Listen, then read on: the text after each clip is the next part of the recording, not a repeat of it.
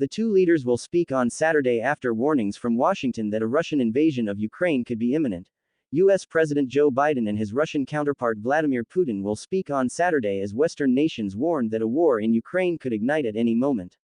The U.S. warned on Friday of the very distinct possibility of a Russian invasion of Ukraine in the next few days and told all remaining Americans to leave the country in the next 48 hours. On Saturday, Biden will speak with Putin by phone. Putin requested the telephone call between the leaders to take place on Monday, a White House official said, but Biden wanted to conduct it sooner as Washington detailed increasingly vivid accounts of a possible attack on Ukraine. Ahead of the discussion, Australia and New Zealand became the latest countries to urge their citizens to leave Ukraine as soon as possible, joining Britain, Japan, Latvia, Norway and the Netherlands. Israel said it was evacuating relatives of embassy staff. The U.S. is also set to evacuate its embassy in Kiev.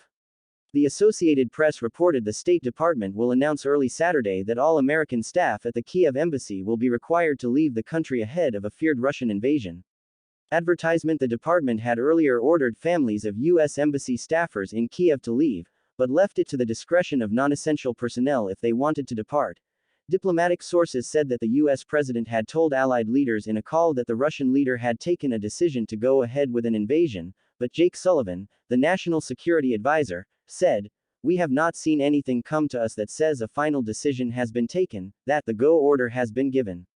I will say that the way that he has built up his forces and put them in place, along with the other indicators that we have collected through intelligence, makes it clear to us that there is a very distinct possibility that Russia will choose to act militarily, and there is reason to believe that that could happen on a reasonably swift timeframe," Sullivan said.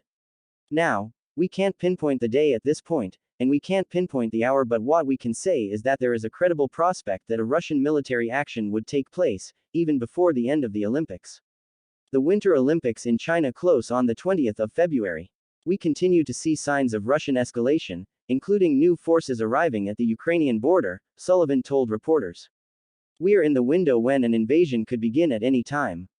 Advertisement. U.S. Secretary of State Antony Blinken described the situation as at a pivotal moment, and said he would speak to Russian counterpart Sergei Lavrov on Saturday. "If Russia is genuinely interested in resolving this crisis of its own making through diplomacy and dialogue, we're prepared to do that," he said. "But it must take place in the context of de-escalation. So far, we've only seen escalation from Moscow," he said. "This is a pivotal moment. We're prepared for whatever should happen," he said. Biden has told other NATO and EU leaders that the U.S. believes Putin has decided to carry out an invasion of Ukraine, which could happen in the next few days, according to diplomatic sources. Biden's call to allies followed a Situation Room meeting at the White House to discuss the latest intelligence on the Russian military buildup, and on Putin's thinking. "Practical things will start to happen on the ground as a result of this decision, but that doesn't mean that Putin couldn't still row back," a European diplomat said, insisting it was not too late to deter the Russian leader. "There are further decision points along the line." Sullivan said U.S. citizens still in Ukraine should leave in the next 2 days. "If you stay, you are assuming risk with no guarantee that there will be any other opportunity to leave, and there is no prospect of a U.S. military evacuation in the event of a Russian invasion," Sullivan said. "If a Russian attack on Ukraine proceeds, it is likely to begin with aerial bombing and missile attacks that could obviously kill civilians without regard to their nationality. A subsequent ground invasion would involve the onslaught of a massive force with virtually no notice. Communications to arrange a departure could be severed and commercial transit halted. Russia wants guarantees from the West, including a promise of no missile deployments near its borders, no NATO membership for Ukraine, and a scaling back of the alliance's military infrastructure. The West describes Russia's main demands as non-starters, but is willing to talk about arms control and confidence-building steps." Late on Friday, the Russian Foreign Ministry accused Western countries of spreading false information with help from the media, in order to distract attention from their own aggressive actions. The White House said Biden was calling transatlantic leaders to discuss our shared concerns about Russia's continued buildup of military forces around Ukraine, and continued coordination on both diplomacy and deterrence. A European diplomat said that the U.S. had asked for the urgent call with NATO allies and the heads of the EU Council and Commission to share the new intelligence. Western intelligence agencies believe that the most likely goal of a Russian offensive would be to surround Kiev and force regime change. A number of invasion scenarios are considered possible, but there is a prevailing belief that any military intervention could see a lightning attack, aimed at encircling Kiev, with the intention of forcing the collapse of President Zelensky's government, and trying to install a pro-Russian regime without urban warfare. Advertisement. They also believe that the signal for such an invasion would be a false flag attack, possibly including allegations of Ukrainian use of chemical weapons, that would be used as a pretext for Russian intervention. Within minutes of Biden's call, the UK Foreign Office urged British citizens in Ukraine to leave now via commercial means while they remain available. The Russian embassy in Kiev said it was considering telling non-essential staff to leave, according to TASS news agency. Other embassies stepped up evacuations on Friday. According to Walla News, Israel ordered family members of diplomatic staff out of the country, and the Kiev Post reported that the U.S. had called for American members of the Ukraine monitoring mission run by the Organization for Security and Cooperation in Europe to leave the country by Tuesday. Vice Admiral Nils Andreas Stensons, the head of the Norwegian intelligence service, said Russia now had 150,000 troops massed around Ukraine, and said the decision on whether to attack rested with Vladimir Putin.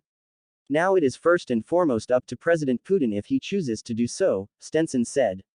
It is difficult to say whether it is probable or not probable, because it is solely up to the Russian president to make that decision.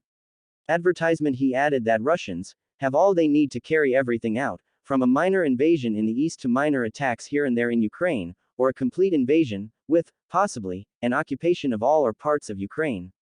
Western intelligence agencies largely agree that Putin has now put in place enough troops to attempt an invasion, a sentiment reflected in warnings in the last 24 hours from Biden and the UK Prime Minister, Boris Johnson.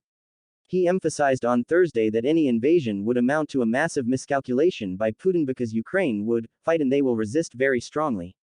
The raised alert follows the failure of several diplomatic initiatives to lead to a breakthrough. Reports suggested that much of Emmanuel Macron's more than 5 hours of talks with Putin in Moscow on Monday was taken up by lengthy historical lectures from the Russian leader, with very little substance on current events. Accounts from German officials on Normandy format talks in Berlin between Russian, Ukrainian, German and French officials had been difficult and offered no prospects of diffusing tensions. The German Chancellor, Olaf Scholz, is due to visit Moscow to see Putin on Tuesday, but his spokesman said he was taking no new diplomatic initiatives with him. The head of the Foreign Affairs Committee in the Bundestag, Michael Roth, a former minister, said on Twitter, Russia has effectively annexed Belarus militarily. What are being called exercises is really the encirclement of Ukraine, and a concrete threat to Poland and the Baltic states. The situation remains dangerous.